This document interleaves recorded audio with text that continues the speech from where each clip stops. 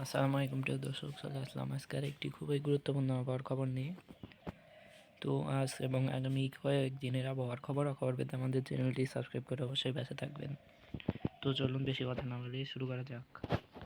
তো এখন বর্তমানে দেখা যাচ্ছে বাংলাদেশের রংপুর বিভাগে আংশিক মেঘলা আকাশ রয়েছে। তাছাড়া পুরো বাংলাদেশ এখন রোদ-উজ্জ্বল আবহাওয়ার বিরাজমান রয়েছে, কোথাও কোনো মেঘমালা নেই রংপুর বিভাগের উত্তর ব্যতীত। আমরা যদি এটিকে বৃষ্টিবাহী মোডে দেখি, কোনো বৃষ্টিপাতের সম্ভাবনা রয়েছে কিনা, তো দেখা যাচ্ছে কোনো বৃষ্টিপাত নেই। আমরা এই মাসের শেষের দিকে চলে যাই, দেখা যাচ্ছে এ মাসের শেষে এবং নতুন মাসের লাস্ট আপডেটের দিকেও কোনো বৃষ্টিপাত নেই বাংলাদেশ এবং পশ্চিমবঙ্গের কোনো জায়গায়, এবং বঙ্গোপসাগরেও কোনো কিছু নেই। আমরা যদি জিএফএস মডেলে যাই, জিএফএস মডেলে কিছু আছে কিনা দেখা যাচ্ছে। জিএফএস মডেলের চিত্র পুরোই ভিন্ন। দেখি কত তারিখ থেকে বৃষ্টি হতে পারে। জিএফএস মডেল অনুযায়ী দেখা যাচ্ছে আগামী মাসের 10 তারিখ হতে বৃষ্টিপাত শুরু হতে পারে। যেমন বাংলাদেশ দিয়ে এটি শুরু হতে পারে, যেমন বাংলাদেশের সিলেট, ময়মনসিংহ, মাদান, কিশোরগঞ্জ, মৌলভীবাজার, লাকসাই, কাপাসিয়া, আগরতলা, সরিষাবাড়ি, সিরাজগঞ্জ, বগুড়া, সিংড়া, রাজশাহী, মহাদেবপুর, সেই সাথে গুয়াহাট, সেই সাথে রংপুর, দিনাজপুর, ঠাকুরগাঁও বৃষ্টিপাত রয়েছে। আমরা যদি নিচের দিকে দেখি, কাপাসিয়া, আগরতলা, লাকসাইয়ের দিকেও বৃষ্টিপাত রয়েছে। আমরা যদি এটিকে প্লে করি আর একটু, দেখা যাচ্ছে সেই বৃষ্টিপাতটি বাংলাদেশের ঢাকার দিকে চলে যাচ্ছে। এবং আমরা আর একটু প্লে করি, সামনে প্লে করে দিয়ে আমরা 11 তারিখ চলে যাই। 11 তারিখে রাত 3টার দিকে দেখা যাচ্ছে বাংলাদেশের রংপুর বিভাগে মাঝারি ধরনের ভারী থেকে ভারী বর্ষণ হতে পারে। সেই সাথে বাংলাদেশের সিলেট, ময়মনসিংহ, মৌলভীবাজার, মাদান এর দিকে বৃষ্টিপাত হতে পারে। আমরা এটিকে আরেকটু প্লে করি, দেখা যাচ্ছে বাংলাদেশের রংপুর বিভাগের বৃষ্টিপাত। আমরা যদি নিচের দিকে চলে যাই, দেখা যাচ্ছে বাংলাদেশের রংপুর, কোচবিহার, ভারতের দিকে, ঠাকুরগাঁওয়ের দিকে, সেই সাথে বাংলাদেশের বালুরহাট, গুয়াহাট এর দিকে, বাংলাদেশের সরিষাবাড়ি, বগুড়া, মহাদেবপুর, সিংড়া, সিরাজগঞ্জ, সরিষাবাড়ি, ময়মনসিংহ, কিশোরগঞ্জ, লাকসাই, মৌলভীবাজার, সিলেট এর দিকে বৃষ্টিপাত রয়েছে মাঝারি হালকা থেকে।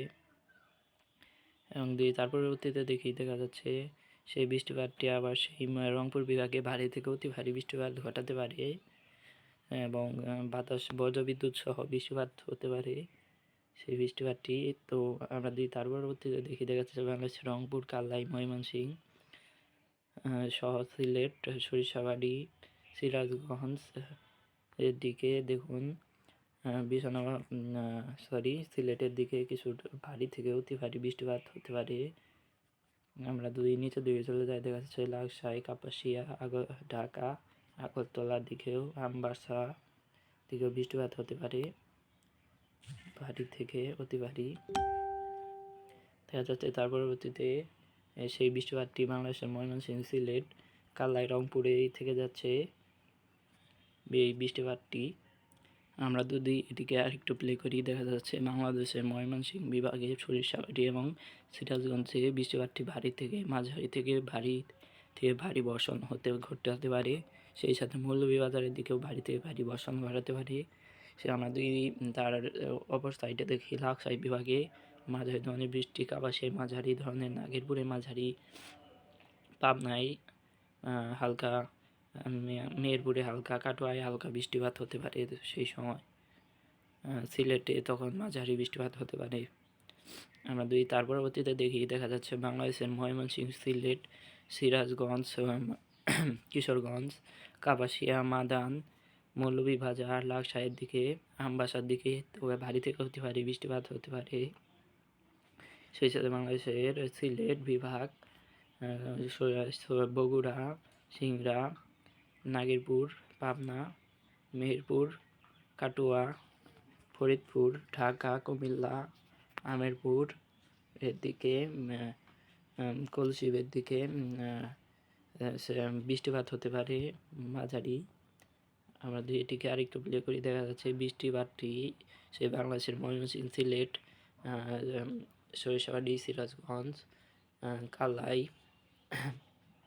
রংপুর এর দিকে আবার চলে যেতে পারে, কিন্তু এই বৃষ্টিপাতে পশ্চিমবঙ্গে কোনো বৃষ্টিপাত হতে পারে না। আর লাস্টের দিকে চলে যায়, দেখা যাচ্ছে কোনো বৃষ্টিপাত নেই। আমরা যদি এখন সমুদ্রের দিকে লক্ষ্য করি, দেখা যাচ্ছে বাংলাদেশের সমুদ্রে একটি নিম্নচাপ বা লঘুচাপ সৃষ্টি হতে পারে, যার ফলে এই বৃষ্টিপাতটি সৃষ্টি হতে পারে। এবং সেই নিম্নচাপ বা লঘুচাপের ফলে বাংলাদেশের চিটাগাং, বরিশাল, কুমিল্লার দিকে 42 থেকে 40 থেকে 50 কিলোমিটার বেগে ঝড়ো হাওয়া বয়ে যেতে পারে, দমকা বা ঝড়ো হাওয়া বয়ে যেতে পারে। আমরা এখন তাপমাত্রার মধ্যে যাই, তাপমাত্রা কত থাকতে পারে। তো টেম্পারেচার মোডে দিয়ে টেম্পারেচার গেলাম। তো দেখা যাচ্ছে এটি দেখতে হলে আমাদের যেতে হবে ECMWF মডেলে। ECMWF মডেল অনুযায়ী দেখা যাচ্ছে আমরা যদি আজকের দুপুরের তাপমাত্রা দেখি, সর্বোচ্চ তাপমাত্রা দেখা যাচ্ছে বাংলাদেশের রংপুরে 28, কালাই 28, গুয়াহাটি 28, সেই সাথে মহাদেবপুরে 28 ডিগ্রি, সরিষাবাড়িতে 29 ডিগ্রি, ময়মনসিংহে 28 ডিগ্রি, মাদানে 28 ডিগ্রি, কিশোরগঞ্জে 29 ডিগ্রি, লাকসায় 28 ডিগ্রি, মৌলভীবাজারে 29 ডিগ্রি, কাপাসিয়ায় 29 ডিগ্রি, ঢাকায় 31 ডিগ্রি, ফরিদপুরে 30, নাগেরপুরে 29, পাবনায় 29, সাতক্ষীরায় 29,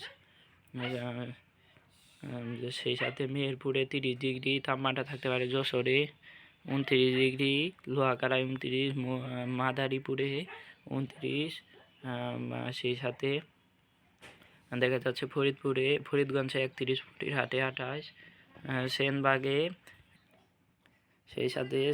22 ডিগ্রি। আমরা যদি আপডেটের শেষে চলে যাই, একদম দেখি তাপমাত্রা কত ডিগ্রি থাকতে পারে সর্বোচ্চ।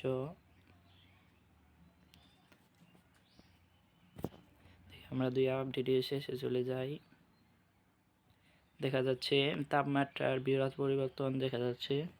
বাংলাদেশের গ্রীষ্মের আগমন ঘটছে। দেখা যাচ্ছে রংপুরে 32 ডিগ্রি থাকতে পারে, গুয়াহাটি 31, বালুরহাটে 32 ডিগ্রি, মহাদেবপুরে 32 ডিগ্রি, বগুড়ায় 32 ডিগ্রি, মালদা ভারতের 36 ডিগ্রি, সেই সাথে বাংলাদেশের সিংড়ায় 32 ডিগ্রি, বগুড়ায় 32 ডিগ্রি, সরিষাবাড়িতে 32, ময়মনসিংহে 31 ডিগ্রি তাপমাত্রা, সিলেটে 32, মাদানে 30 ডিগ্রি, মৌলভীবাজারে 32 ডিগ্রি, কিশোরগঞ্জে 32 ডিগ্রি, লাকসায় 32 ডিগ্রি, আমবাসায় 34 ডিগ্রি, সেই সাথে আমেরপুরে 33 ডিগ্রি, কুমিল্লায় 34 ডিগ্রি, আগরতলায় 34 ডিগ্রি, ঢাকায় 35 ডিগ্রি, ফরিদপুরে 35 ডিগ্রি, নাগেরপুরে 34 ডিগ্রি, পাবনায় 34 ডিগ্রি, সেই সাথে বাংলাদেশের মেহেরপুরে 36 ডিগ্রি, নালিতাবাড়িতে, নলহাটিতে 37 ডিগ্রি, সিউড়িতে 34 ডিগ্রি, ভারতের কাটোয়াতে 35 ডিগ্রি, সেই সাথে ভারতের চন্দননগরে 36, কলকাতাতে 37, কোলাহাটে 34 ডিগ্রি, খড়গপুরে 37 ডিগ্রি তাপমাত্রা উঠে যেতে পারে।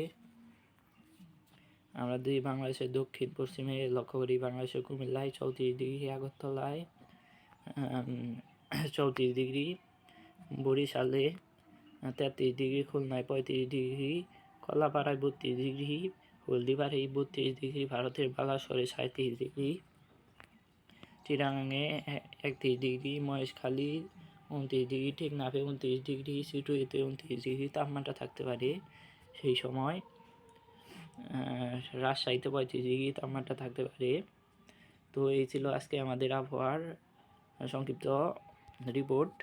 তো প্রতিদিন নিয়মিত সঠিক আবহাওয়ার খবর পেতে আমাদের চ্যানেলটি সাবস্ক্রাইব করে অবশ্যই পাশে থাকবেন। তো ধন্যবাদ।